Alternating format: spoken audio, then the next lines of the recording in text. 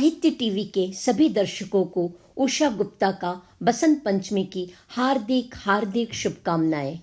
बासंती ऋतुओं का आगमन है बसंत पंचमी। बसंत पंचमी त्योहार ऋतु परिवर्तन का त्योहार है।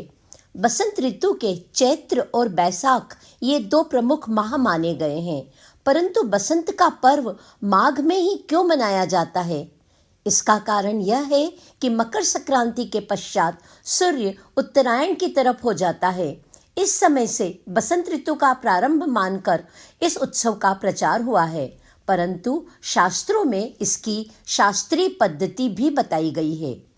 भगवान ब्रह्मा जी ने जब सृष्टि की रचना की तो उन्हें प्रकृति का भी निर्माण करना था, जिसके लिए भगवान ब्रह्मा जी ने सरस्वती का प्राकट्य किया।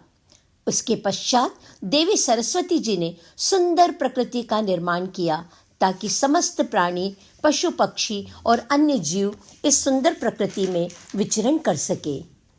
माता सरस्वती को कंठ अर्थात वाणी की देवी कहा जाता है।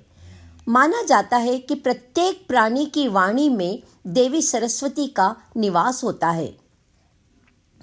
माँ सरस्वती की कृपा से ही प्रत्येक प्राणी को आवाज मिली है।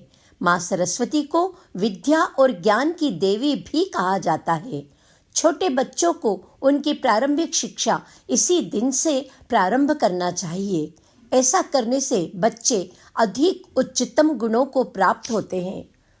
आपने सुना होगा कि कोयल अपनी मधुर वाणी का प्रारंभ बसंत ऋतु के आगमन के पश्चात ही करती है।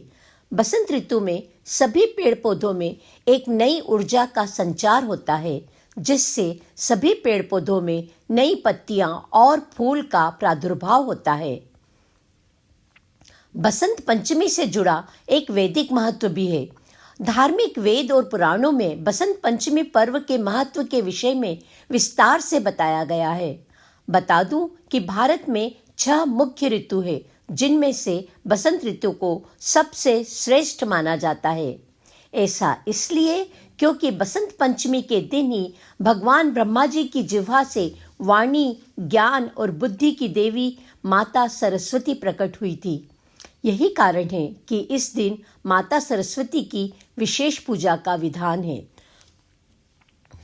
साथ ही मान्यता यह भी है कि इस विशेष दिन पर शिक्षा या संगीत से संबंधित चीज़ों की पूजा करने से भी व्यक्ति को लाभ मिलता है और उसे इन क्षेत्रों में सफलता प्राप्त होती है। साथ ही इस दिन से पृथ्वी पर नवीनता का पुनः सृजन होता है। पेड़ पौधों में नए और सुंदर पुष्प आने शुरू हो जाते हैं। साहित्य टीवी के लिए इंदौर, मध्य प्रदेश से उषा गुप्ता।